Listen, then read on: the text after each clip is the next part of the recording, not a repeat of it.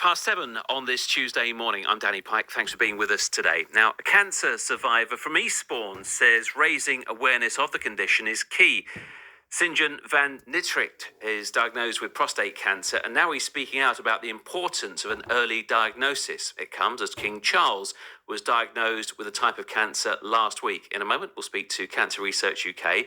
But first, St. has been speaking to Peter Whittlesey. Volunteering at the Matthew 25 mission in Eastbourne, St. van Nitricht supports the charity because he knows life can be challenging. He started passing blood in his urine and was checked over by an NHS urologist, but was told he didn't have cancer.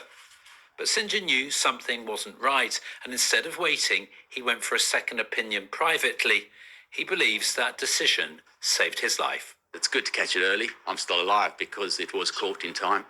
I had a CT scan, and they discovered that the cancer had spread to my lymph nodes, and one of the lymph nodes was right by my spine. St. had a positive outcome, and following King Charles's recent announcement that he has cancer, the importance of an early diagnosis on survival rates has come into sharp focus. St. believes he was fortunate because he had private health insurance, but says raising awareness of prostate cancer is key. Us blokes don't talk enough. We really don't talk enough about it. So I didn't know what questions to ask to a certain extent. I thought I felt fine. The biggest thing with prostate cancer, well, one of the biggest things, is you go to the loo a lot more.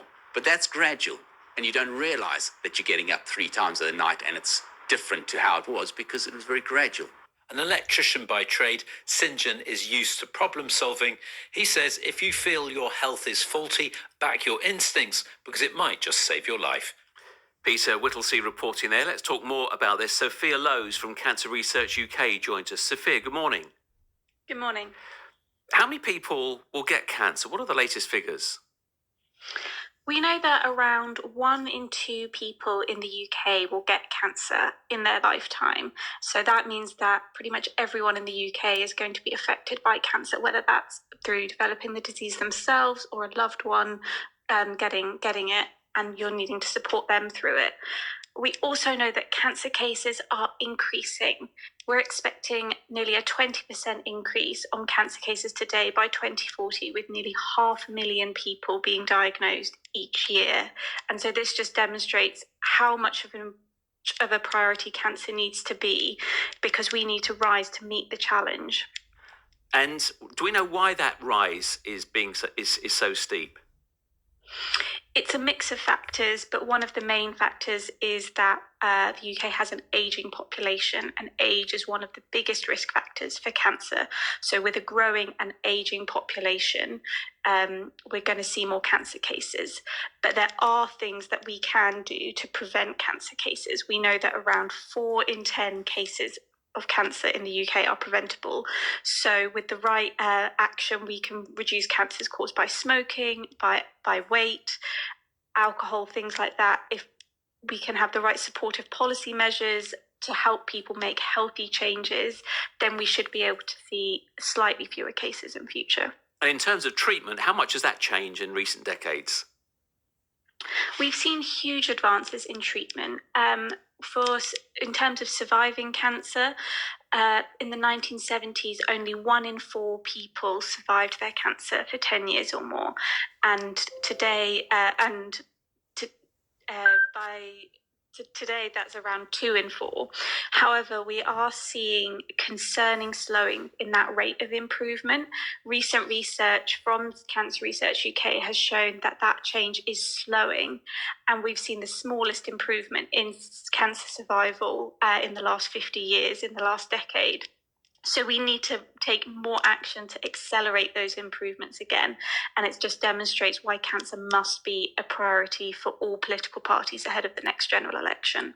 And finally, Sophia, what about waiting times for treatment? Once you have a diagnosis, does that take time? And once you have that, does treatment start promptly afterwards? Once you have a diagnosis and a decision to start treatment, the NHS aims to start treatment within 1 month for the majority of patients, for 95% of patients.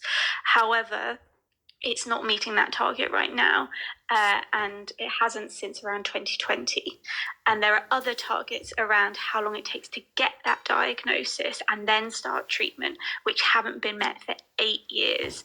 So this is not just a short-term problem. This is about long-term under-resourcing of the NHS, which is driving this poor performance against cancer waiting times and demonstrates why it needs that long-term solution. Sophia, thank you. Sophia Lowe's from Cancer Research UK. When it comes to waiting times for cancer treatment, an NHS spokesman, NHS England, said that the number of people being treated for cancer has risen rapidly over the last decade or so. And they say amid record pressures and the impacts of a year of industrial action, NHS staff continue to work hard to prioritise the longest waiters and most urgent cases. Well, as we heard, we were hearing the case of St. Van Niftrik, who was diagnosed with a rare form of prostate cancer. So what are the symptoms we should look out for? Professor Stephen Langley is a trustee at the Prostate Project charity and also a consultant urological surgeon